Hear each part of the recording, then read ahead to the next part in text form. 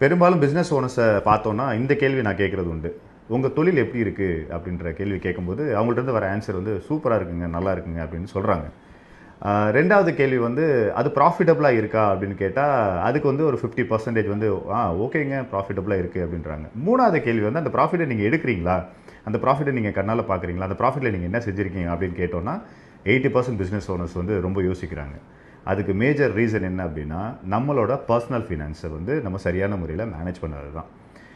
அந்த பர்சனல் ஃபினான்ஸை எப்படி நீங்கள் மேனேஜ் பண்ணலாம் அப்படின்றத ஒரு ட்ரைனிங் மூலியமாக வர வெள்ளிக்கிழமை 4 மணிக்கு எக்ஸ்க்ளூசிவ் ஃபார் எஸ் மெம்பர்ஸ்க்கு நான் விர்ச்சுவலில் சொல்லித்தரப்போகிறேன். என்னோட பேர் அஜ்மல்.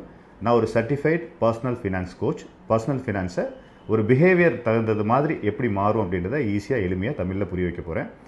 டெஃபினெட்லி மறக்காமல் அட்டன் பண்ணுங்கள். இது அட்டன் பண்ணுறது மூலியமாக உங்களுக்கு என்ன டேக்அவே இருக்கும் அப்படின்னா, ஒரு ட்ராப்பில் நம்ம எல்லோரும் மாட்டியிருக்கோம். அந்த ட்ராப் வந்து பார்த்திங்கன்னா 30 நாள் நம்மளை ஓட வச்சுட்டே இருக்குது. அடுத்து 1 வருஷம் ஓடிடுது, 2 வருஷம் ஓடிடுது. பட் என்ன செஞ்சோம் அப்படின்றது நமக்கு தெரியவே இல்லை.